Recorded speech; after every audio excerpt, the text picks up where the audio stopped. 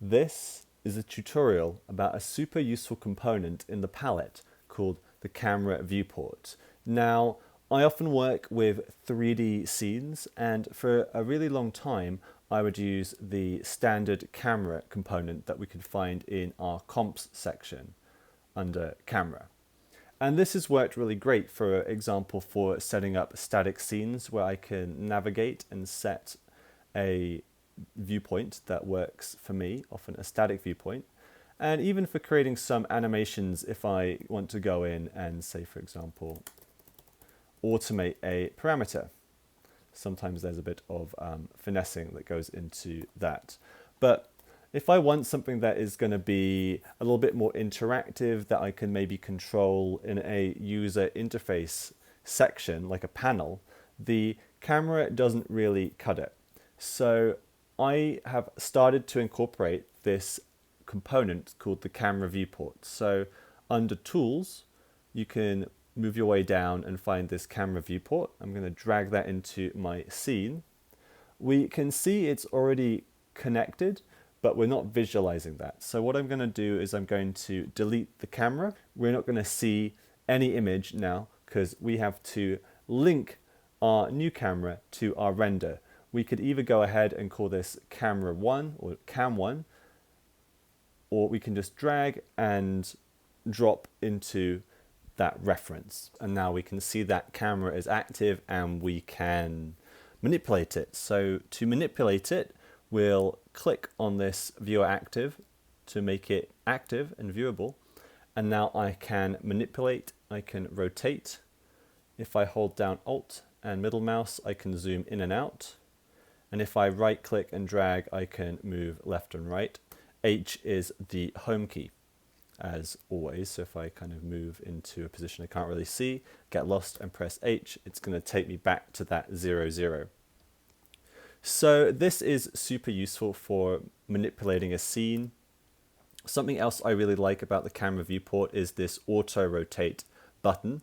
So if I turn that on and kind of drag and let go, it will take that kind of direction that I've moved in and the power, and that's a really useful way of sort of having a real-time component that allows you to spin and rotate.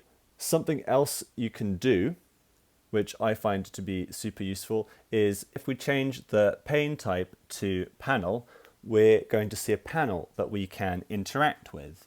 Now, there are a few things we have to do before we can see our scene and actually interact with it in this panel here. So the first thing is I'm going to change the panel component that's referenced from render view to ... which means we're going to be going up a scene or up a layer into our project. So I'll press U to move out into my project. And we can see if we scroll over to this look panel, the background top that we see here is going to be whatever is referenced. Right now we haven't positioned an out 1, so the end of our chain is render 1. We could go ahead and rename it, or we could just go and set out 1. And now our panel is accessible for us to actually move and interact with, which is really cool.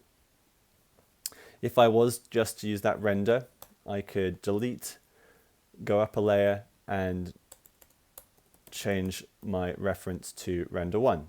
Some of the things we looked at in the camera viewport top, mainly the ability to use the mouse buttons to zoom in and out and right click to drag back and forth, aren't working right now in our project container. So let's go to the panel tab where we can change some of these settings. So right now, middle and right are turned off for our button access. So if I turn on middle and now I hold Alt and zoom in and out with my middle mouse button, I can now control that parameter. And likewise with right, if I hold down my right button and drag, I can now move around. I can also press home to move back in.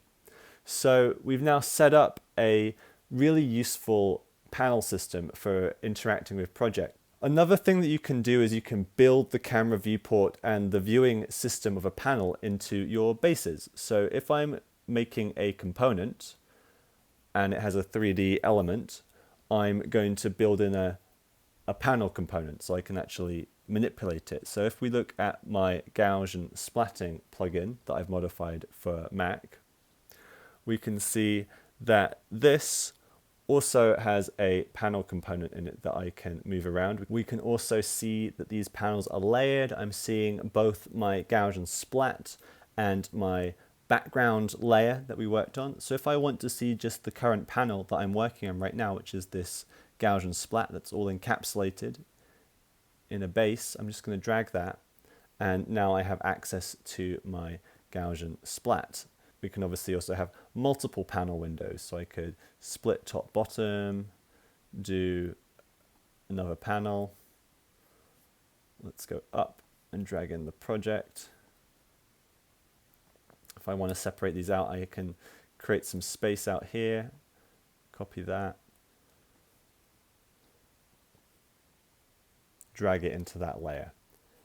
In terms of setting this up, the important element really is to have your camera viewport referencing at the dot dot, going one layer up to your container component, and then referencing in the look whatever your background top is. So in this case, BG, if I change that name, we're going to lose the visual there.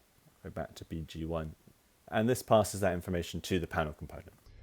Hopefully this technique is useful for you, and I look forward to seeing you next time.